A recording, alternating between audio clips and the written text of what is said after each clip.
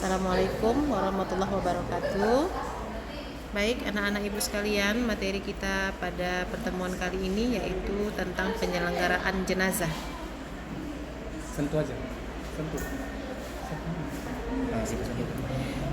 Sebelum kita mulai materi ini, di sini ada 4 tujuan pembelajaran pada bab jenazah kali ini, yaitu salah satunya siswa bisa memahami tentang hakikat hidup di dunia. Kemudian siswa bisa menjelaskan tentang proses penyelenggaraan jenazah. Kemudian siswa bisa memahami tata cara sholat jenazah hingga kita dapat mempraktekkan sholat jenazah. Allah menjelaskan dalam surah Ali Imran ayat 185 bahwa makhluk di muka bumi ini semuanya pasti akan mengalami kematian.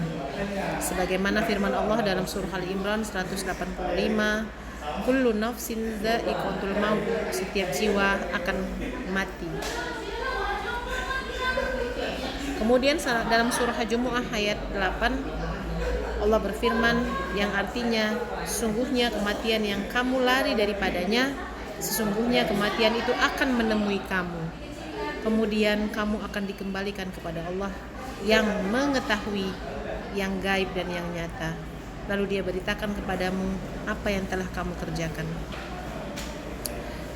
Setelah dalam alam kubur, kita akan mendapatkan pertanyaan-pertanyaan dari malaikat.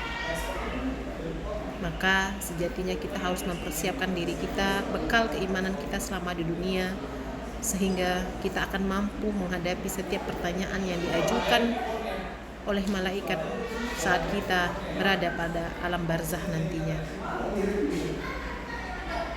Ini adalah alam yang akan dilalui manusia dalam tahap sebelum lahir ke dunia sampai kepada alam akhirat, yaitu yang pertama alam ruh, alam rahim seorang ibu. Kemudian setelah alam rahim lahirlah kita ke dunia. Setelah habis kontrak hidup kita di dunia, kita akan berada pada alam kubur. Setelah ditiupkannya sangkakala, maka kita akan menemui fase selanjutnya, yaitu hari akhir. Dan akhirnya kita akan ditempatkan pada porsi kita masing-masing sesuai dengan apa yang sudah kita lakukan selama di dunia. Di manakah kita ditempatkan, surga ataupun neraka? Itu adalah mukadimah tentang materi ini. Nah, sekarang kita akan melihat apa saja kewajiban kita terhadap jenazah. Maka yang pertama, kewajiban kita adalah memandikan. Setelah dimandikan, jenazah itu wajib kita kafankan. Setelah dikafankan, lanjutkan kita menyolatkan sehingga akhirnya kita akan mengantarkannya ke alam kubur. Keutamaan mengurus jenazah, ya, disebutkan bahwa siapa yang menyaksikan jenazah hingga ikut menguburkannya, maka baginya pahala 2 qirot. Kemudian ditanyakan kepada beliau, apa yang dimaksud dengan 2 qirot? Rasulullah menjawab, seperti 2 gunung yang besar. Luar biasa, bukan? Nah, kita masuk kepada fardu kifayah yang pertama, yaitu memandikan jenazah. Pertama, kita harus tahu dulu apa sih keutamaan kita. Seperti yang dijelaskan tadi, bahwa kita yang mengurus jenazah sekali lagi sama seperti kita mendapatkan pahala 2 qirot. Apa itu? Seperti kita mendapatkan 2 pahala sebesar gunung yang besar. Alat-alat yang dipergunakan untuk memandikan jenazah, yang pertama adalah kapas, ya. Ini adalah bagian-bagiannya. Kapas, 2 sarung tangan, daun bidara, kemudian kapur barus, sampo, kemudian bisa gunting, dan lain-lain. Tata cara memandikan jenazah. Jenazah kita tempatkan pada tempat yang terlindungi. Jenazah diberikan pakaian basahan, sehingga jenazah itu artinya tidak kita biarkan tanpa busana. Kemudian kita menggunakan air dingin, kecuali dalam keadaan darurat bisa menggunakan selain itu. Kotoran dan najis yang melekat dibersihkan sampai hilang. Kemudian jenazah diangkat, perutnya diurut supaya kotoran yang tersisa bisa keluar semuanya. Kemudian kita siramkan air ke seluruh badan sampai merata. Kita bersihkan juga kotoran yang ada pada kuku, mulut atau gigi jenazah. Dan perlu diingat, kita disunahkan mendahulukan anggota-anggota wudhu, dimulai dari bagian yang kanan dalam menyiramkan air. Dan kita menyiramkan dan memandikannya disunahkan sebanyak 3 kali.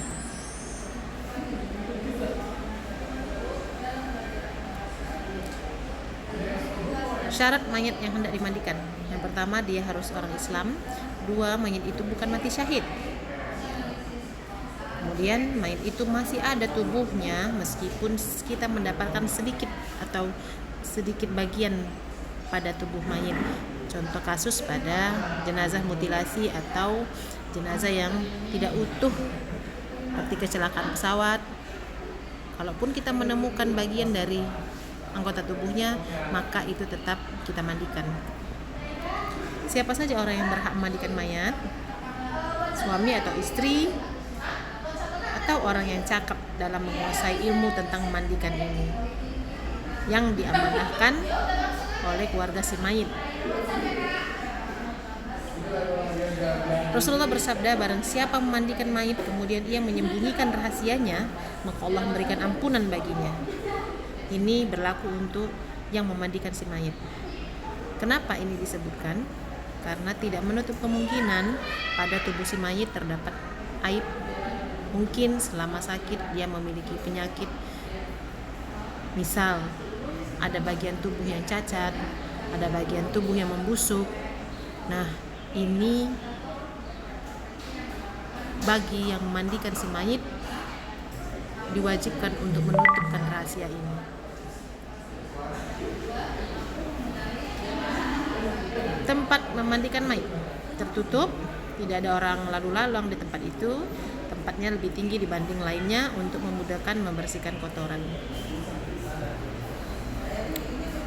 Mengkafankan mayit.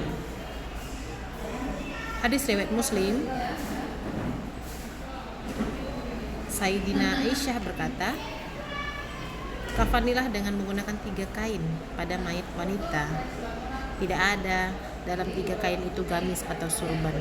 Nah, mayitnya untuk jenazah laki-laki minimal 3 lapis kain. Adapun yang meninggal itu perempuan, maka diwajibkan kita mengafankannya dengan minimal 5 lapis kain. Hukum sholat jenazah adalah fardu kifayah, yaitu kewajiban bagi sebagian kaum muslimin secara kolektif. Jika sudah dilaksanakan oleh sebagian yang lain, maka mencukupi. Namun jika tak seorang pun yang melaksanakan di suatu tempat tersebut, maka hukumnya adalah dosa yang lain terimbas dosa terhadap perbuatan ini. Rukun sholat jenazah, yang pertama niat, berdiri, ada 4 takbir, membaca surah Al-Fatihah, membaca sholawat, mendoakan jenazah, dan salam. Udah.